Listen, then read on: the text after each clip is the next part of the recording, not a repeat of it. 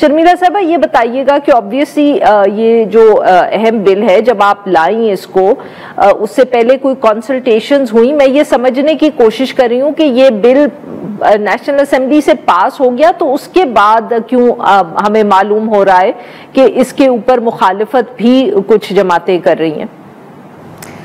जी बहुत शुक्रिया आरफा साहिबा। देखिए जी, ये बिल मैंने 1 साल पहले कौमी असेंबली में जमा कराया था। उसके बाद on a private members day ये बिल असेंबली में इंट्रोड्यूस हुआ। उसके बाद ये ह्यूमन राइट्स कमेटी में हुआ और 2 दफ़ा ह्यूमन राइट्स कमेटी के अंदर ये बिल डिस्कस हुआ और इसके ऊपर ये तमाम जो बातें इस वक्त की जा रही हैं, तमाम बातें हो चुकी हैं कि जहाँ आप इसको काउंसिल से जाना चाहिए या ये बच्चियों की शादी पे इस तरह की कदगन नहीं लगानी चाहिए, तमाम चीज़ें डिस्कस हो चुकी हैं।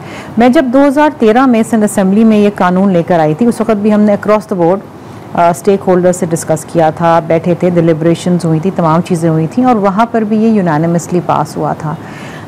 ये बिल जो मैं कौमी असेंबली में लेकर आई हूँ, इसमें कुछ शिकें ज़्यादा हैं। इसमें चाइल्ड अब्यूज़ की भी शिक शामिल है, इसमें चाइल्ड ट्रैफिकिंग की भी शिक शामिल है, क्योंकि होता ये था कि क्योंकि बाकी सूबों में ये कानून राइज नहीं है, ये बाकी असम्बलियाँ उसको पास नहीं करा सकी, चाहे वो पंजाब असम्बली हो, KPK हो या बलूचिस्तान हो।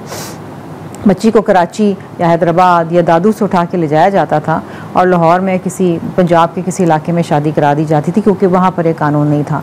तो इसलिए इसमें मैंने ये शिक भी डाली है कि अगर कोई ट्रांसपोर्ट करता है बच्ची को या उठा के लेके जाता है या परस्यू करता है तो उसके ऊपर भी सज़ा होगी। This is very important. लेकिन बात यह है कि ये जो तमाम this is not a religious matter.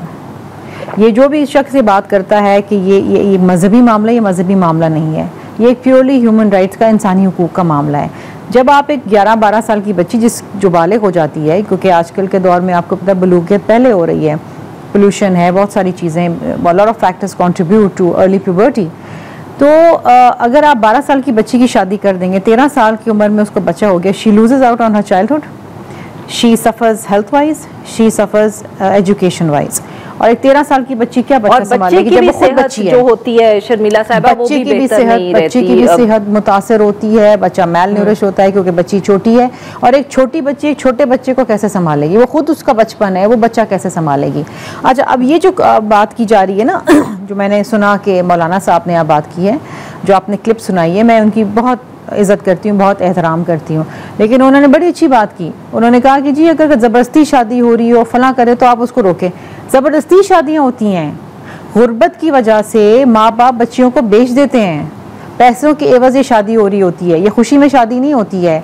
Sindh के अंदर जब सलाह आया 2022 के अंदर, मैं आपकी बात अगर काट रही हूँ तो यही बात कि ये नेशनल असेंबली में जो आपने अभी कहा, बिकॉज आपने जिक्र किया शुरू में कि तफसील से कंसल्टेशंस हुई, तो क्या बाकी जो जमातें थी जो खासतौर पे इस वक्त इसको अपोज कर रही हैं, क्या आप लोगों ने उनसे भी बात की? कमिटीज में बिल गया होगा, क्या वो मौजूद नहीं कमेटी में? मैं आपको बताऊं, let me put this on record. जो ह्यूमन राइट्स कमेटी थी, and that was headed by Hamid Raza साहब, सुन्नी इत्तेहाद काउंसिल, उन्होंने मेरे बिल को सपोर्ट किया है। जरताज गुल ने मेरे बिल को सपोर्ट किया। उसमें जितने मेंबर बैठे थे उन्होंने इस बिल को सपोर्ट किया है, किसी ने इस बिल को अपोज नहीं किया। एवरीबडी बिलीव के बिल पास होना चाहिए।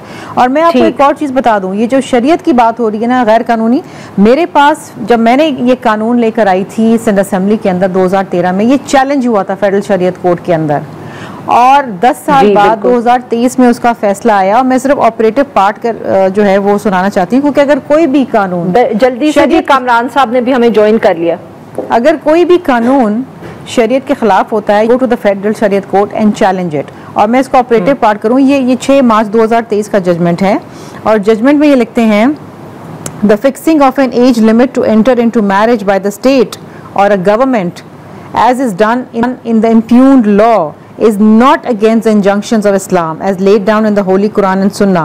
The act of setting a minimum age limit for marriage and setting age for an adult eligible to solemnize marriage while it impugned Section 2A of the Sin Child Marriages Restraint Act 2013 is not against the injunctions of Islam as laid down in the Holy Quran and Sunnah. So this judgment is binding. ये जो सारी शिकायतें अभी हो रही है ना, शायद उनको मालूम नहीं है कि ये जजमेंट आ चुका है। 10 साल मुकदमा चला और ये जजमेंट आया 2023 के अंदर। देखिए, it is very very important, you have to be on the right side of अगर आप मुझे इजाजत दें, कामरान साहब भी हमारे साथ हैं, अगर उनका मौकफ ले लें, then I come back to you. Welcome to the show Kamran sahab. Senator Kamran साहब ने हमें ज्वाइन किया है, JUIFA से उनका ताल्लुक है। कामरान साहब, आपने शर्मिला साहिबा से पता नहीं कितनी उनका जवाब आप सुन पाए हैं, पर सर हमें जरा बताइएगा कि JUIFA का एक तो एतराज क्या है, और दूसरा सर कि जब नेशनल असेंबली से कानून पास हो रहा था तो क्यों नहीं हम जैसे लोगों को मालूम हुआ कि JUIFA जो है वो इस बिल के हक में नहीं है?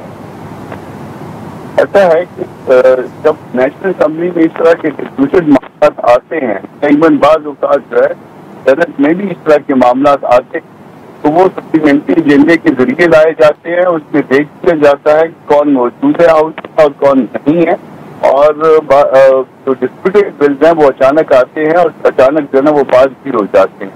तो ये मुमकिन है कि उस दिन इसी तरह की बात हुई हो। मैंने इसको चेक करवाया है, ये सप्लीमेंट्री एजेंडे में आया है, और वो सप्लीमेंट्री एजेंडा यकीनन उस वक्त आया होगा जिस वक्त जो है ना वो अक्सर लोग जा चुके हों कि ये अपोज नहीं हुआ।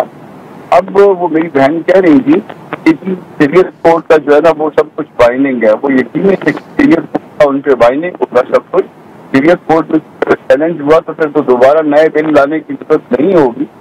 तो नया बिल जो है, हमारा कहना ये था वो जो है आप दूसरे मतलब जो है वो नबी का फरमान ये है कि निकाह में सुन्नती, कि निकाह में सुन्नत है, मजहब से मुताल्लिक है और आपका एक दस्तूरी अदारा मौजूद है।